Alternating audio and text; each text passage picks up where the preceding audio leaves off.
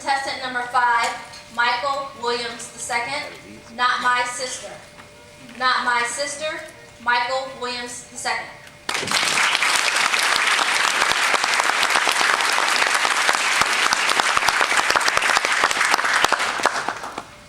Next!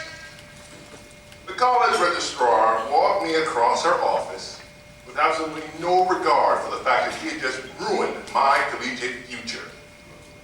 I had earned a grant when I was a teenager that was going to see me through college, and the college just lost it. Madam Chairman, ladies and gentlemen, actions do speak louder than words, but I had a few choice words that I was about to call this woman. And right when I'm about to turn around and let her know that my dream is dead and it's your fault and I can't go to college because of you, don't give up. That goes through my head. And I think of my sister, Jasmine. Jasmine is 4 years younger than me, and she gets away with everything because she's daddy's little girl. And what daddy's little girl wants, daddy's little girl gets. Things, stupid things, like eating chicken McNuggets for breakfast when she was 3 years old. This is what she decided she was going to eat, and that was it. Now, the people at McDonald's, of course, told her, now, little girl, chicken McNuggets aren't available until lunchtime, so no chicken McNuggets for you. What normally happens when you tell a 3-year-old child no is that they turn around and try to pout you into submission. It's not fair. Not my sister. No, she just looked up at him and smiled. And her front 2 teeth hadn't come in yet, so she looked like the cutest little vampire you ever saw. Please. Lo and behold, chicken McNuggets for everyone. She kept that smile with her always. Whether the situation was good or bad, she smiled her way through it. So when she turned 16, and the doctors told her that she had lupus, severe systemic lupus erythematosus to be exact, she just smiled and said, but I can still go to school, right? The doctor was astonished. He explained, this is an autoimmune disease. It's going to attack your joints, your organs, your skin. Because it's so bad, this is possibly going to end your life. Don't you understand? Anyone else in her position would have more than enough causes to sit back and go, well, guess I'm done. But not my sister. She asked him again, I can still go to school, right? And that's exactly what she did. When she got too tired to walk down the hallway, she got a scooter.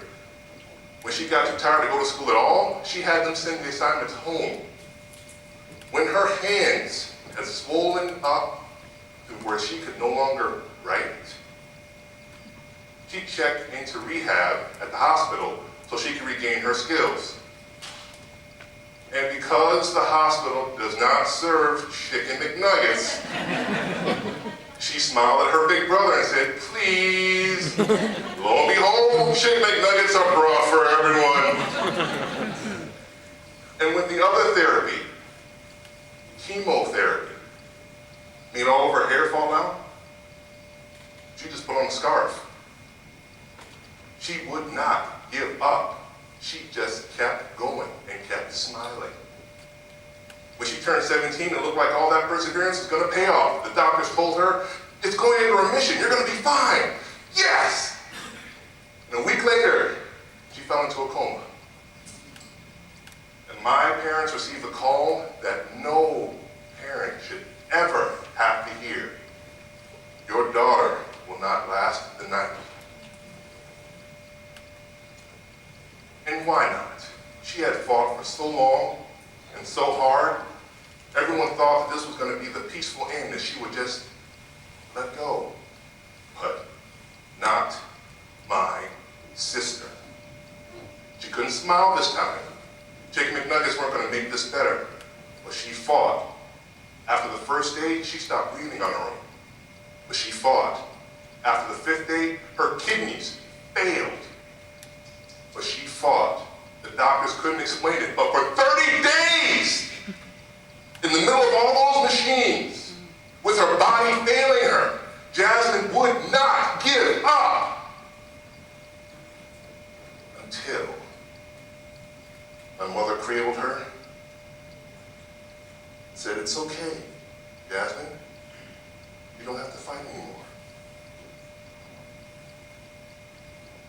Everyone was crying on that 30th day when Jasmine finally passed away, except me. I was too proud of my sister. Everyone thought that she was going to just back down, but not my sister. She stood her ground as tall as she could. She smiled through the pain as brightly as she could. She held on and hoped for the best as hard as she could. If actions speak louder than words, the way that she lived her life to the bitter end while she lay silent spoke volumes.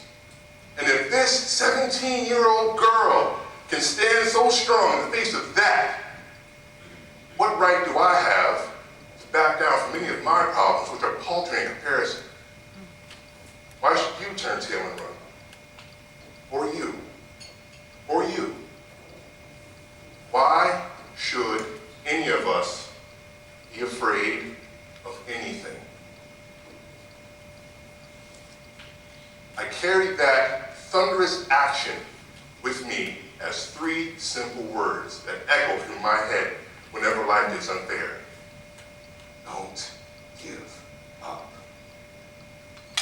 It is that voice that I heard even as the registrar hollered out, "Next!"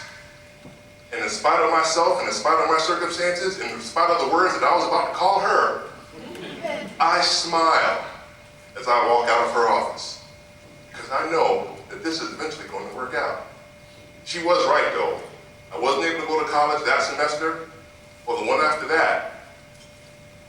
But 8 years later, after having to pay for the college courses out of my own pocket, one at a time, I smiled as I walked across the stage as a college graduate. You see, I didn't give up either. Not her brother.